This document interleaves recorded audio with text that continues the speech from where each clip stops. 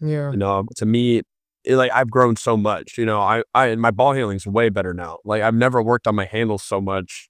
I use a heavy ball in all my videos, and people don't understand that I'm using a heavy ball most of the time. But yes, that's a heavy ball. I didn't even know that. So It's crazy I know. close. Oh, Yep. these are. Yeah. So most of the time, that black and orange ball that I use is a heavy ball.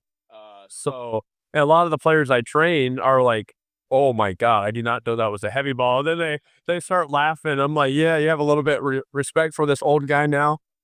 Um, but the game, like there's steps to it. I'm not gonna lie, sound here and say the game was easy at all times. It's just not how it is. But I've continued to get out of high school, going to JUCO, right? Really good athletes all the time. So the game was sped up. I had to Yeah. figure it out. Ended up starting my freshman year at junior college basketball, and halfway through the season, I made my first start.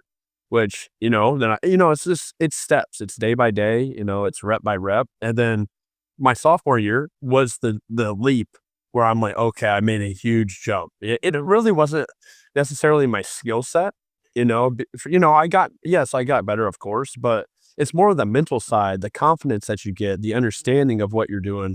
Um, Really changed a lot going to my sophomore year because I was an honorable mention all conference my freshman year. And then I was first team All American my sophomore year, and we won the national championship. So just being able to slow the game, like you said, slow the game down, just understand what it's about. But then it's the same thing going on to Division 1. I Mm. had to learn a new way to play. I didn't have to have the ball in my hands 24/7. I was more, get us in the offense, which I had to understand from high school to JUCO. And then now I didn't need to make as many plays at the Division 1 level because there's a lot more other guys that can. Right. So my junior year, it was, hit or miss, play a lot, didn't play much. And then my senior year, about halfway through that season, towards the end of it, I started to be able to find my groove and play the way I wanted to play, and ended up doing very well the last, 10 or so games of the season. So it's just a learning curve. You just keep learning, keep growing, just keep taking steps in the right direction.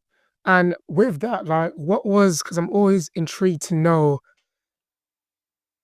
when a player or coach, when they get that first moment of early success. I mean, you being a champion at such a young age at that level, what would you say went into you and your team winning that championship? Like when you kind of reflect, like how was the training sessions looking like? How was the overall players like, the culture system like? What were some of the qualities that your team really developed for you to reach that stage?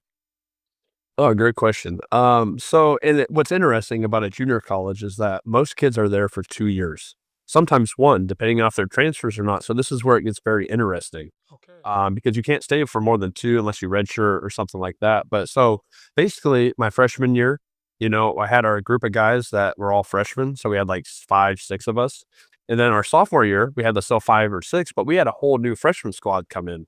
So basically, our team split in half. And the biggest thing there isn't really, I wouldn't say well, obviously practices are very Yeah, crucial, yeah, stuff yeah. like that, but it's the chemistry and how well you mesh, just, quote unquote, as like a family, as a team, Mm. doing things together outside because you don't have much time together. You're at practice, you go to class, but it's just basketball. The junior level, junior college level, everybody's there for one reason, and that is, to make it to the next level, which makes it very, very difficult. Right. And especially with the landscape of how college basketball is now, it's just crazy. I don't even know with all the NIL, the levels, JUCO, you getting a free year, not getting a free year. Like I'm hearing tons of different rumors and I see a whole bunch of different things, Yeah. but I would just say the overall aspect of being close as a team, hanging out, going playing video games after practice, going out to eat, just doing things together.